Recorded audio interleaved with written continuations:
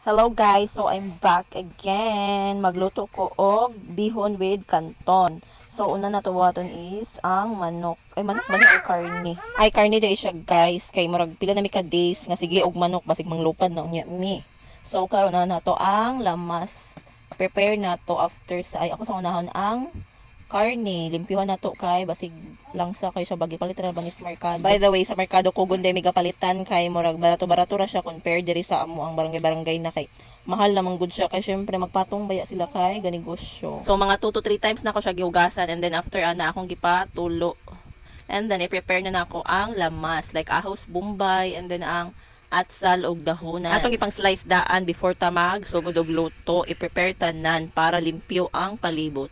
Para limpyo bawal galuto kadi og ganahan nga na ay mga basura. Nag-prepare ko sa panihapon guys. So si Aliyah na sa iyang papa, ingana silang duha. Puli-puli ra gid mi usahay kung iyang papa magluto. So ako magbantay ni Aliyah. Ingana ra gid na siya teamwork para walay gubot may tabok char. O ira pod ng gubot no. So maglalis pa man ang una bitaw oy.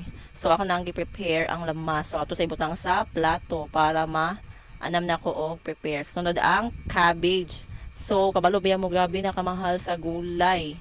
Mauro to mong napalit gamay ka ay murag wala rin para 15 or wala ko ba nalimot. So after sa cabbage ang dahonan na pud akong i-slice and then ipadapli na pud nato para makasugod data og luto. So manghipos ako ha kay gabi ka gubot. Kamo ingana ba mo before magluto maghipos-hipos sa daan kay murag ingana gid ko di ko ganahan nga na mga sagbot sa kilid. So anyways, ako sang humulan ang bihon kay murag gahi ra bagid ni siya. Ang kanton dili na ako ihumol kay dali ra man to siya malata. I mean dali ra to siya paglunod sa tubig. Okay na maluto na pabukalan lang. So magsugod na ta og luto. Syempre unahon ang oil and then ang ahos og bombay. Depende na ninyo unsa inyong unahon basta kami idungan na namo kay maol gyapon kalabasan ana, di ba? After sa ahos og bombay ang karne. Murag gahi ra bagid ni siya. Ako sang pabukalan.